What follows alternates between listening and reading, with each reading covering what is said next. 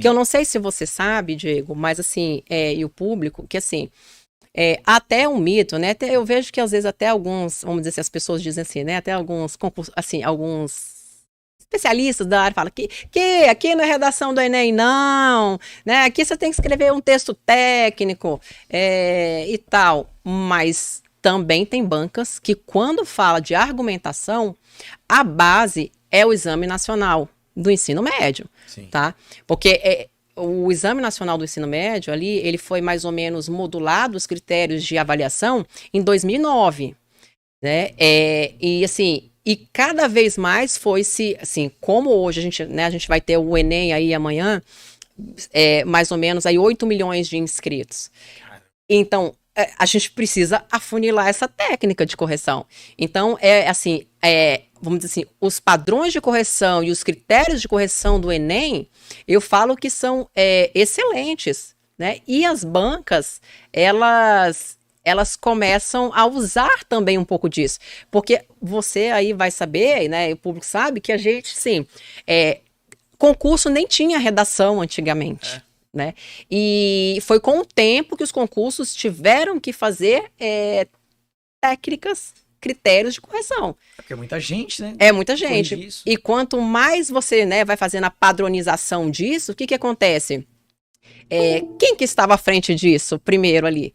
Né? Então, assim, é o Enem.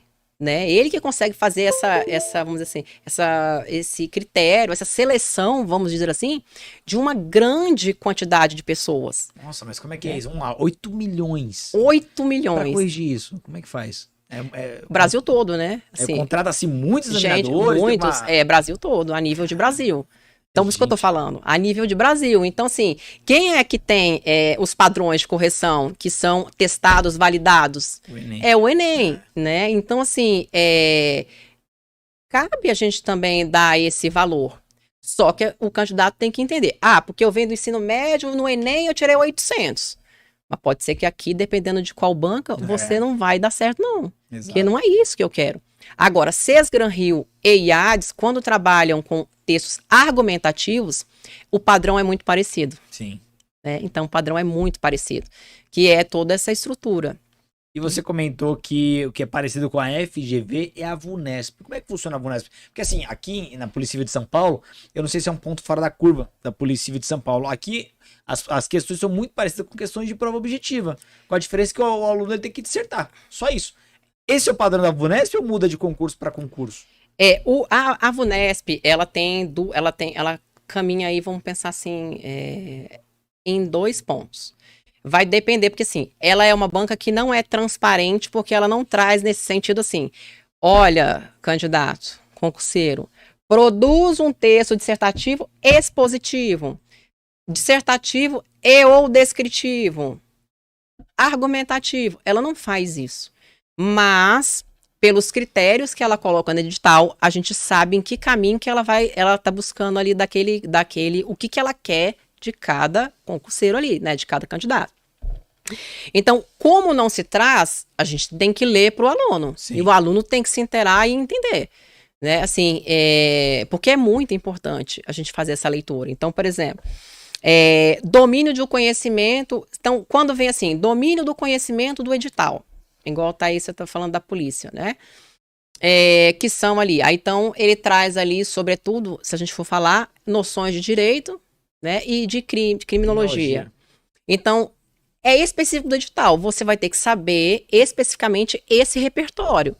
Se você não tem esse repertório, não vai ser a estrutura que vai te ajudar. Né? É algo que a gente fala aqui. Não tem algo mágico quando o texto é técnico. Quando é argumentativo, já vou falar agora, a gente pode ter até algumas técnicas. Agora, quando ele é técnico, eu preciso saber quais são. Eu vou dar um exemplo aqui. Caiu na última prova. Pô, quando eu vi aquilo, eu não acreditei, porque me parecia a questão simples demais, uma questão discursiva.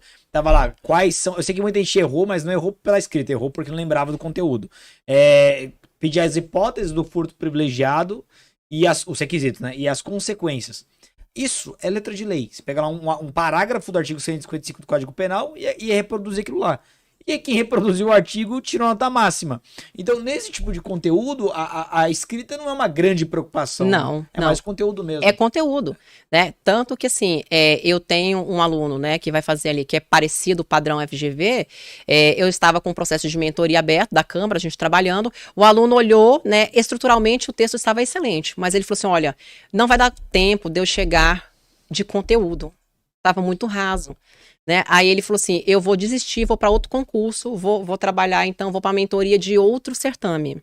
Porque ele entendeu que não ia dar tempo para ele vencer aqueles conteúdos para poder chegar lá. Sim. Porque é técnico, né? Câmara, FGV, Polícia Civil, VUNESP, são técnicos. Então eu preciso de ter esse entendimento.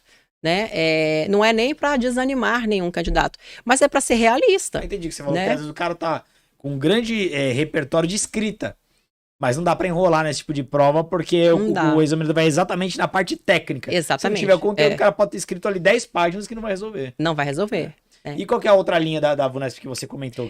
A outra linha, então, aí vem a questão da exposição, né? Então, assim, e eu sempre, a dica que eu sempre dou para essa questão técnica antes de ir, é que, assim, a gente tem ali o item. Então, sempre para você modular a sua resposta, olha sempre os substantivos que são chave, que são os mais importantes. Então, se você falou aí da qual foi? Furto privilegiado. Hipóteses, né? Sim. Então, são os requisitos e consequências. Requisitos. Então, quais são esses requisitos? Então, precisa saber quais são, no mínimo 2, né? Sim. E as consequências disso. Quais são as consequências? No mínimo 2. Tá? Então, assim, e é nesse sentido. E usar o conector, porque não é estanque. E aí, entra nessa questão técnica da VUNESP o seguinte, ela tira ponto por conclusões que não são ligadas ao tema.